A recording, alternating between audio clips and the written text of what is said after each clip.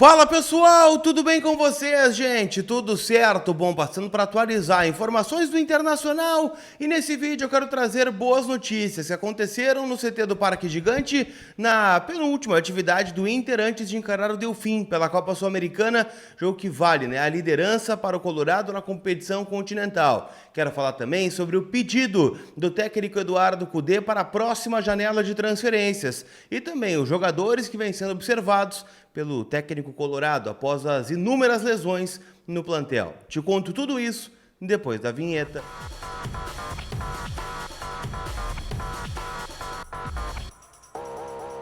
Tudo bem, gente? Vamos trocar uma ideia então, né? Afinal, muitas informações do Internacional, o Colorado se preparando hoje para embarcar para Manta, no Equador, desafio pela Copa Sul-Americana diante do Delfim do Equador. Esse vídeo é em nome da Zapay, aplicativo gratuito onde você paga o seu IPVA 2024 com desconto e de forma parcelada. Além disso, pode quitar multa e licenciamento também do teu carro, moto ou caminhão. Utilizando o cupom COLAR20, você ainda também tem 20% de desconto nas taxas do parcelamento. É rápido, é prático, é lá na Zapay. Z-A-P-A-Y, baixa agora o aplicativo, link na descrição do vídeo. Turma, quero começar falando justamente sobre as boas notícias no treino no CT do Parque Gigante. Afinal, o Inter convive com inúmeras lesões neste momento. Ener Valencia, que tem dores no pé e ainda não está apto a voltar, inclusive tem usado uma bota no pé, o Cudê revelou isso na última entrevista coletiva. O Alan Patrick vive o processo de uma lesão muscular, ainda não está nem treinando no gramado, então ainda carece de uma recuperação um pouquinho mais longa. O Arangues tem uma entorse no tornozelo e também ainda não tem previsão de retorno. Além deles, né, a gente pode citar outros jogadores aqui, como o Johan, o próprio Wanderson, que agora terá uma longa recuperação lá no DM, então problemas são rotina aí no Internacional nos últimos jogos. E a partir daí, gente, boas notícias começam a acontecer, tá? Ontem no treino do CT do Parque Gigante foi possível ver dois jogadores que aparentemente estão saindo do DM ou estão próximos de sair.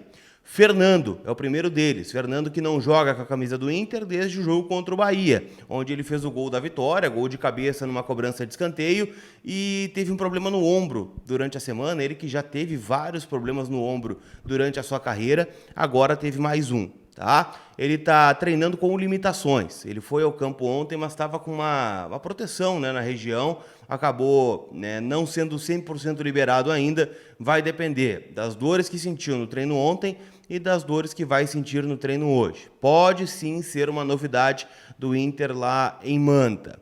Outro jogador que voltou a treinar é Lucas Alário, ele que teve uma fissura na costela e acabou ficando de fora da viagem contra o Atlético Paranaense, até por ser um gramado sintético, a gente sabe das dores que ele sente no joelho e para quem tem problema crônico de joelho, jogar no sintético nunca é uma boa.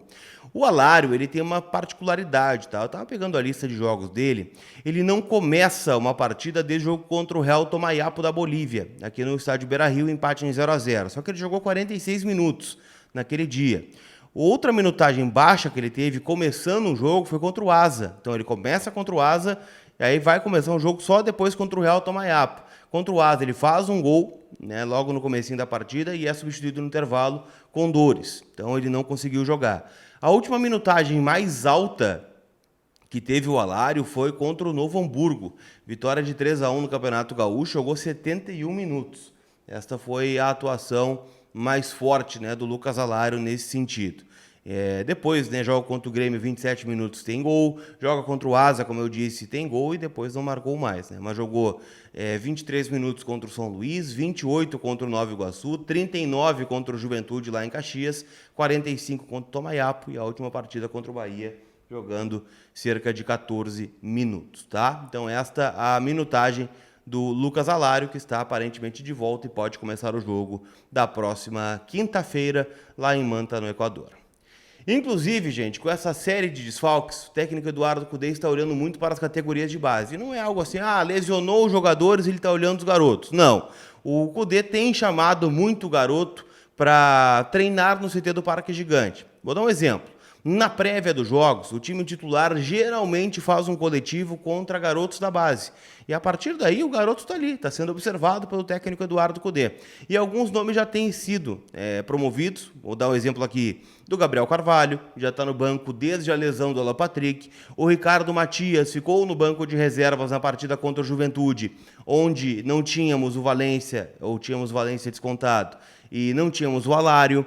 Outros nomes começam a ser observados a partir de agora das lesões, tá? O Luiz Otávio, volante de 17 anos, que veio do Juazeiro, do Ceará, também está sendo observado pelas lesões do Fernando, né, pela dificuldade do Thiago Maia em jogar, né, em algumas partidas. Então, são nomes que passam a ser observados. Outro, Jonathan Cauã, atacante, né, que eu carinhosamente apelidei ele de Vandinho de Alvorada, mas ele está numa reta final de recuperação de uma lesão, mas também assim que tiver condições vai estar atuando pelo plantel de cima, pelo menos é o que a gente espera. Então, não surpreendam, tá? Jonathan Cauã, Gabriel Carvalho, Ricardo Matias, Iago Noal e Luiz Otávio, os nomes mais bem cotados, né, da categoria de base nesse sentido. Tá bem? Vocês viram que passou imagens aí da Gigante Veículos, né? Tô sempre com o bonezinho da Gigante. Lá você tem o seu carro novo, carros novos, seminovos, ter usado na troca e a certeza de fazer o melhor negócio, tá bom? Para a gente fechar, quero falar sobre o pedido do Cudê para a próxima janela de transferências. Informação, né, dos colegas da Revista Colorada, e que eu consegui confirmar com algumas fontes importantes, é de que Yerry Mina, né, zagueiro colombiano, que tem, né, o mesmo agente do Rafael Santos Borré, é um sonho que o Inter tem. Né, jogador que hoje, né, tem 29 anos, está no Cagliari da Itália, time que briga para não cair, né, para a Série B italiana nesse momento. São 4 pontos que eles têm de vantagem para o primeiro rebaixado.